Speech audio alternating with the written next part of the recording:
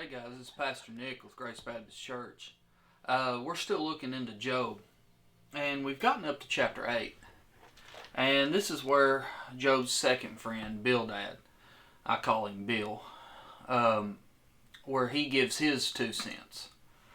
And for the sake of time, I'm not going to read the whole chapter, but I encourage you to do so you can see what I'm talking about. But what Bill does is he looks at Job and tells him that he has done something to cause all of his suffering, or that the reason his children died is because they sinned. Now, take into consideration, Job wants to die, and he's depressed. Put yourself in that situation. Would one of your best friends come and look at you, you're in anguish, your family's dead, everything you had's gone, and your friend looks at you and said, "This is your fault," even though you know it's not. Bildad makes his case, and he basically preaches a sermon at Job, but his text is not God. His text is the incomplete vision that the previous friend had put forth. Again, Job's friends are only concentrating on one characteristic of God, which is that he is just.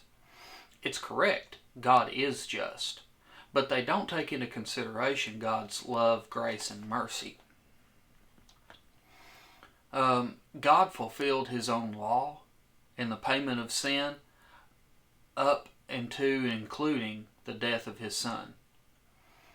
That was God's love, grace, and mercy, that he allowed Jesus to come and die for us so that we have a way out.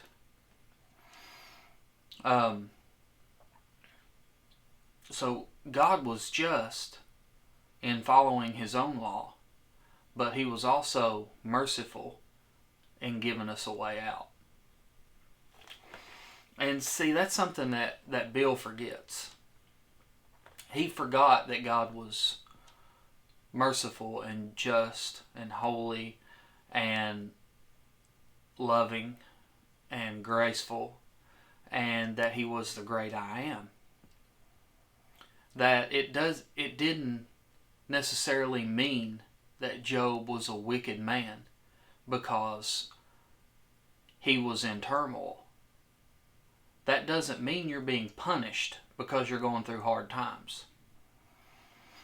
And I haven't heard it yet, but I'm waiting for people to come out and say this virus is because of the wickedness of America.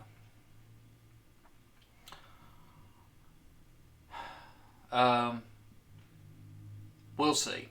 Hopefully it won't. But we don't know that. God could be using this just to wake us up.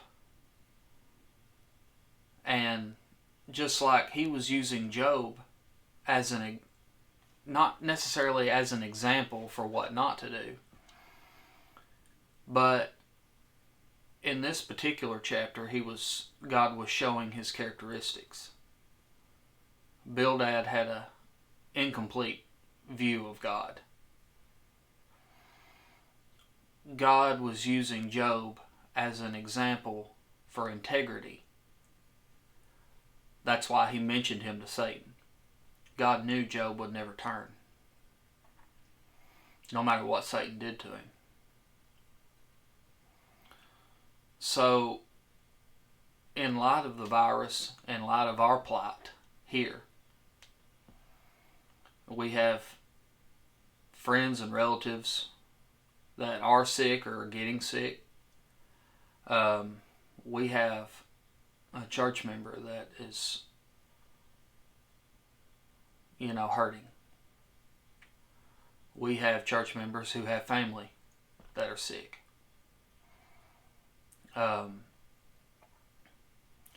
Just remember, God is not just holy and just. He's also merciful and loving.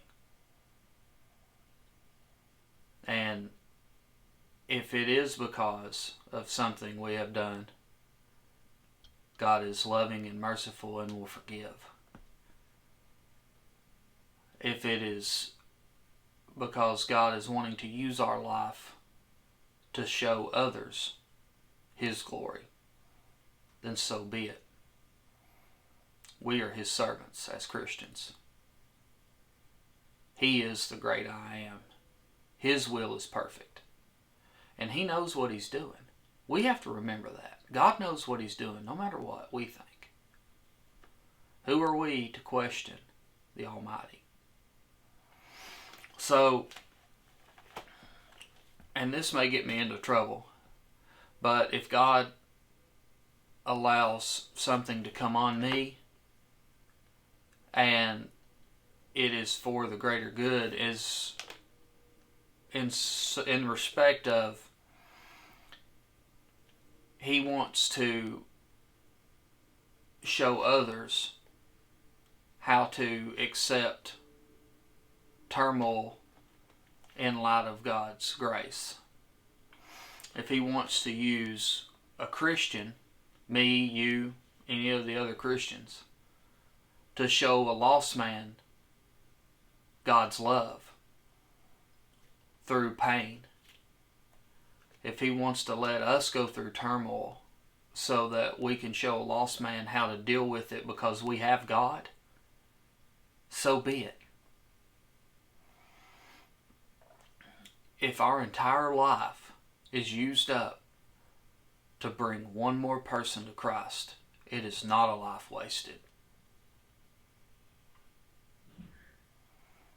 Thanks for tuning in, guys. Until next time.